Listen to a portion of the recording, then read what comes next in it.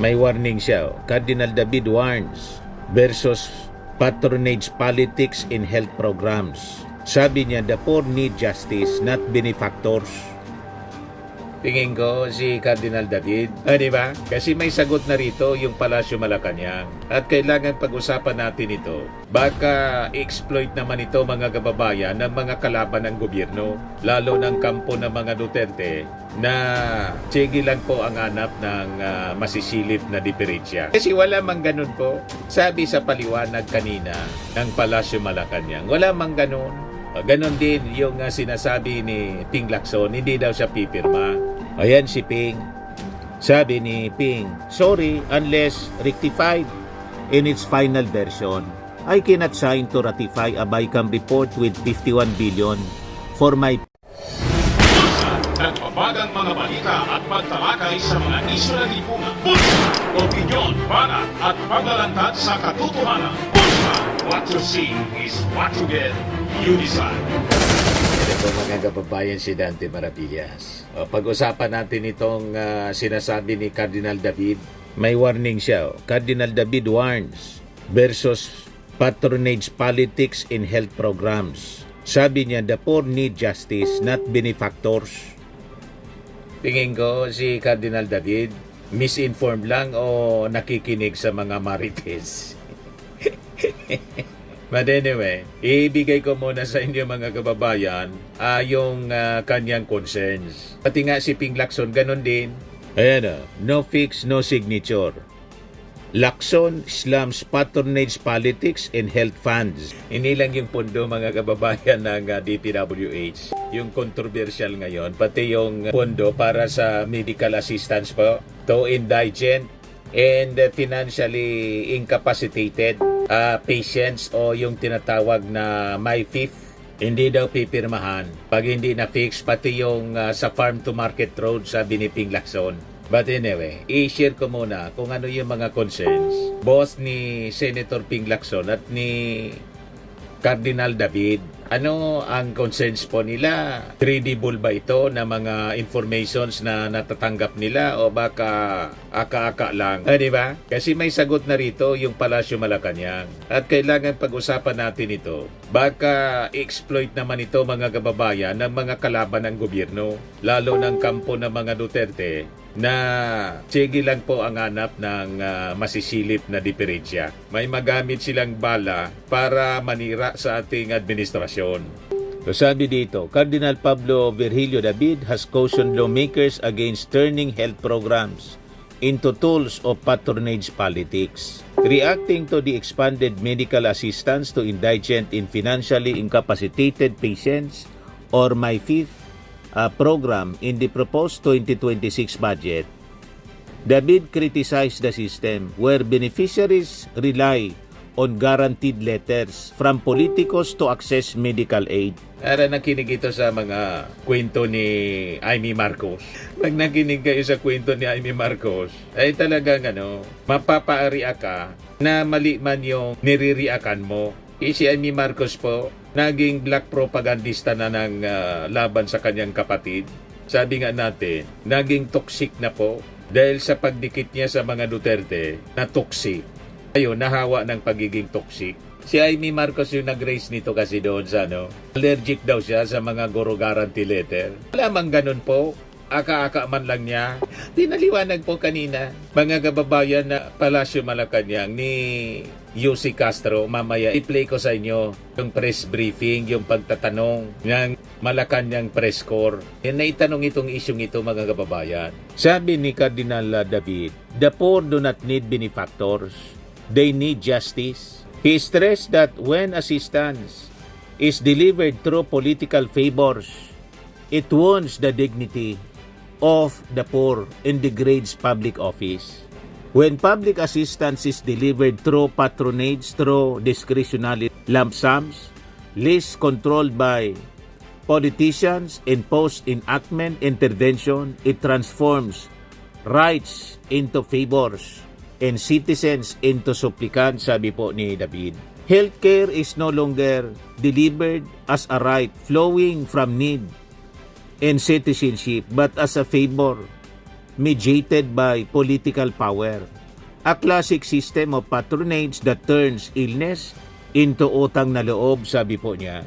May punto. Tama naman yung kanyang sinasabi ni Cardinal David. Hindi man dapat na kailangan pang may pirma mula sa mga politiko o endorsement, guarantee letter para maka-avail po ng mga serbisyo sa health yung ating mga mamamayan. So may punto siya. Kaya lang yung kanyang punto po at ang kanyang concern po, non-existent. Kasi wala mang ganun po. Sabi sa paliwanag kanina ng Palasyo Malacanang, wala mang ganun. Ganon din yung sinasabi ni Ping Lacson, hindi daw siya pipirma. Ayan si Ping. Sabi ni Ping, sorry, unless rectified in its final version, I cannot sign to ratify a BICAM report with 51 billion for my PIF with nothing but guarantee letters from politicians and is not compliant with the Universal Healthcare Act, sabi po niya. Ito yung medical, yung MyFIF, medical assistance to indigent and financially incapacitated patients. Pati daw yung farm to market roads, pag hindi inayos, yung aayos niyan sila. Di ba? Yung mga members ng BICAM. So sabi ni Ping Lacson, further, I will not associate myself with the 33 billion spending for unplanned and unabated farm-to-market roads, sabi po niya. Lacson pointed this out after the Bicameral Conference Committee decided to increase the MyFIF 2026 budget to 51 billion and provide 33 billion for farm-to-market roads. The senator has explained that the MyFIP has been used for political patronage since it allows government officials to issue guarantee letters for indigent patients. The lawmaker has sought to free MyFIP from politics by placing it under the framework of the Universal Healthcare Act and penalizing political exploitation in manipulation of the program. Lacson also observed that the proposed budget for farm-to-market roads was higher than the 32 billion in the House of Representatives version of the budget bill and double the 16 billion in the National Expenditure Program. Yun nga yung rason kung bakit yung BICAM, ginawang open BICAM, ginawa pong live yung discussion para wala nang maitago tulad ng mga ginawa nung BICAM panahon ni Chis Escudero at ni Saldico na maraming mga insertions na nangyari. O di ba? Pero hindi doon kasali po si Martin Romualdez. Ang kasali doon si Chis Escudero at yung mga nakapirmang mga senador na lagi kong pinapakita sa inyo at saka si Chis Escudero. Wala doon ni mag-attend si Speaker Martin Romualdez na laging dinadawit sa insertion. Lagi ninyong dinadawit si Martin. Hindi man kasama siya dun sa BICAM. O ngayon, nagpaliwanag po yung Palasyo Malacanang kasi naitanong ang isyong yan. Pakinggan natin para hindi po magamit ito sa propaganda para masiraan yung Marcos administration. Ayan si Jose Castro sa pagtatanong ng Malacanang press corps. Hi Yusek, magandang hapon po. Yusek, ano po ang posisyon ng Malacanang tungkol dito sa medical assistance for indigents and financially incapacitated patients or MyFIP? Kasi may mga grupo and personalities including Shelo Magno and Cardinal David na kino-question itong pagtaas pa ng pondo na nakalaan para dito sa MyFIP because for them, it's like a violation of human dignity dahil parang binibigyan pa ng utang na loob from the politicians. Ano pong posisyon ng Malacanang? Ang plano po kasi dito ng DOH ay maiangat at maitaas po ang budget ng MyPIF dahil po ito ay para mas matugunan po yung zero balance billing sa LGUs. May mga hospital po dito na hindi po kaugnay ng DOH hospitals at nais pong palawakin pa ang serbisyo sa ating mga mamamayan sa pamamagitan po ng pagbibigay din po ng zero balance billing sa LGU hospitals. Hindi po ito idadaan sa mga politiko. Ito po ay manggagaling din po sa DOH. Malinaw na, hindi dadaan sa mga politiko. Manggagaling ito sa DOH na hindi man po mga politiko nandyan sa DOH. To the LGUs, yung mga hospitals ng mga LGUs. Malinaw na po, Cardinal David, saka Senator Ping Lacson. Ituloy natin, mga kababayan. So mukhang malabo po. Is it safe to say na malabo na i-veto ni Presidente ito like yung mga panawagan ni na Shelo Magno? Hindi po kasi dadaan sa mga politiko ang pondo na ito. Didiretso po ito sa local government units, sa LGU hospitals, at ang magpapatupad din po Diretso nito sa ay LGU DOH. Hospital, Pahabol lang po yung sa farm to market. hindi dadaan po sa kamay ng mga politiko, nasyonal, lokal. Diretso from DOH to LGU Hospital. So anong problema ninyo doon? At diretso sa mga pasyente, mga indigent patients. Ano pa yung masasabi ninyo? Nakikinig kasi kayo doon sa mga chismis na pinapalabas ni Amy Marcos. Ito si Amy Marcos na mahilig mag-intriga. May pangiti-ngiti pa, pero ngiting aso. Public Works ng 141, pero ganyan lang kaliit. Wala pang 1/3 page. Kaya hindi namin maintindihan. Ganyan lang kapranggot. Kapiranggot. Diyos, ewan ko. Kasi bakit si Secretary ngayon nagpaparestore? Siya nagpapaklas dati, ngayon nagpaparestore. Nako, ano ba? Akala ko babae lang ang papalit-palit ang isip. So, kung anong gagawin doon, ma'am? Doon sa request na dagdagan sila ng No budget or idea. Kaya siguro kasalukuyan nagkakautos, postpone yung 2 o'clock, maging 3 o'clock.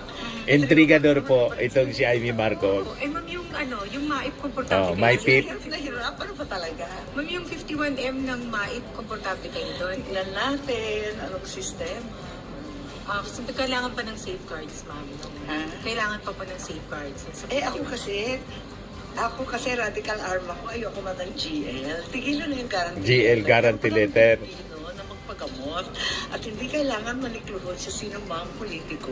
Asiwang-asiwa ako pag hinihingan ako ng GL kasi may case sila doon. Ba't magmamakaawa pa? So, with the 51B na ma'am approve ng BICAM, Siya man lang nangiintriga na kailangan ng guarantee letter po. Allergic siya doon. Wala man ganun po.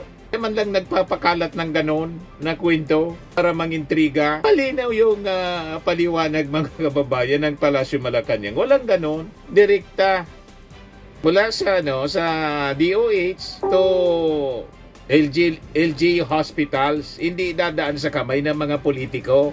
Ulitin natin para malinaw at mabasag natin yung pangiintriga ni Amy Para Marcos. dito sa MyFIP because for them, it's like a violation of human dignity dahil parang binibigyan pa ng utang na loob from the politicians. Ano pong posisyon ng Malacanang? Ang plano po kasi dito ng DOH ay maiangat at maitaas po ang budget ng MyPIF dahil po ito ay para mas matugunan po yung zero balance billing sa LGUs.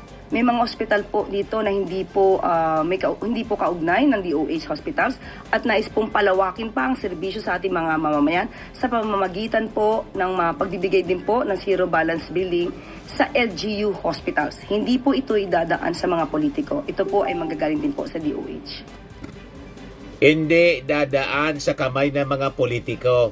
Mula DOH to LGUs na mga hospitals para maibayad sa mga pangangailangan bill sa hospital ng mga pobre na pasyente. Zero billings para wala na silang bayaran. Ano kayo ngayon? Ginagawa ninyo ng intriga, ng kwento. Itong kwentong ito ni Amy Marcos. Ito ngayon yung sinasabi ni Cardinal David. Misinform ko po kayo. Huwag kayong nakikinig kasi. Makinig kayo sa kwento ng Malacanang. Hindi sa kwento ng intrigador na kapatid ng presidente na si Amy Marcos na punong-puno ng galit ang puso. Pag ang tao punong-puno ng galit po, wala. Ang mga binibitawan niyang salita may lason. Punong-puno ng lason ang mga binibitawang salita ni Amy Marcos. So mukhang malabo po. Is it safe to say na malabo na i-veto ni Presidente ito like yung mga panawagan ni na Shelo Magno? Hindi po kasi dadaan sa mga politiko ang pondo na ito. Didiretso po ito sa local government units, sa LGU hospitals, at ang magpapatupad din po nito ay DOH. Sa farm road kasi concern din po na ipinarating nila na baka mamaya yung farm to market road inilipat lang sa DA from DPWH but the corruption is still there unless maglagay ng mas matinding oversight.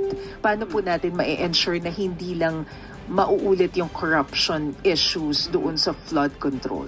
Tandaan natin, sino po ba ang una nagsabi na gusto niyang maging maayos ang budget? Ang Pangulong Marcos Jr. Correct. Siya rin po ang nagpa-imbestiga ng mga maaanumalyang flood control projects Correct. at infrastructure. So, ayaw niya pong maulit yung mga naganap nung nakaraan. Kaya, ito po, ang nais niya, maging maayos lahat ang transaksyon, maging bukas sa publiko. Kaya po, nagkakaroon po tayo ng transparency portal at yan din po ang gagawin po ng DA.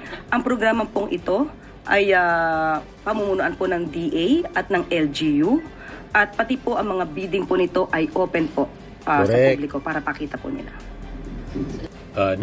Naintindihan na po ninyo mga intrigador, nakikinig kayo sa mga intriga. Makinig kayo sa mga official pronouncement ng Palasyo Malacanang para credible yung mga information at pati yung mga reactions ninyo magiging valido. Yung reactions ninyo mali-mali kasi nga based doon sa wrong information na pinifeed ng mga tao na punong-puno ang puot ang kanyang puso tulad ni Amy Marcos. Amy Marcos po, hindi yan magsasalita na ng mabuti sa administrasyong Marcos, sa kanyang kapatid. Si Bleeding Hearts na po. Itong si Amy Marcos, nahawa na ng masamang ugali ng mga Duterte. Hindi kasi siya makabuelo. Hindi binagyan ng power ng ating Pangulo na makapangialam sa kanyang administrasyon. Kaya ganyan, mapait na mapait ang kanyang pakiramdam. Kayong nakikinig sa kanya, bakit po? Kaya nga niyang traidorin yung kanyang kapatid? Tayo pa? Kaya niyang siraan yung kanyang kapatid dahil sa kanyang politika? Tayo pa na hindi niya kaano-ano? Iba po? Yan si Amy Marcos, oh. Pangiti-ngiti po, plastic, ngiting aso. Pangiti-ngiti siya pero galit na galit. Gusto nang manakit. Di ba? Bumubuga ng apoy na parang dragon ang kanyang bibig. Yung kinampiyan kasi, yung gusto magpresidente sa impyerno. Ngayon, nagkasabit-sabit na. In-expose mga kababayan ng sariling dating bagman, si Ramil Madriaga. O, di ba? Durog na mga kababayan yung kanilang politika. Firmax Firming and Lifting Cream, pinapahid po sa mga pulses in affected area. Mainam po sa paninigas ng mga kaso-kasuan. Ito naman po, Automax Radiant Serum. Sa mukha naman yung application, anti-aging po siya. You will look 10 years younger than your age. Sa mga cancer patients naman po, baka lang gusto ninyo itong itry. Neng siya Red Mix Fruit Drink. Hindi mo po siya gamot, food supplement siya. Kaya lang, gawa siya mga kababayan sa goji berry. Yung goji berry, may anti-cancer properties. O ngayon, yung mga inquiries ninyo, dumiritso na lang kayo sa aming messenger sa Facebook para masagot namin agad. Ayos pa? Ayos na ayos niya, Mr. Maravilla. Sa mga nagana po ng malinis and spacious fitness gym, pumunta lang po kayo sa aming Colossal Fitness Gym. May Grab car rental din po kami. But anyway, ito po pala yung aming bagong product na binibenta online. I am worldwide amazing pure organic barley powdered drink mix from Australia. Negosyo to ng aking anak na architect entrepreneur Riz Maravillas. Ayan po. Kontakin na lang po ninyo siya, Riz Maravillas on Facebook. Ang mga health benefits niya, boost immunity, improves digestion, enhance energy levels, packed with antioxidants, prevent cancer. Ito naman po yung bago naming product na binibenta online.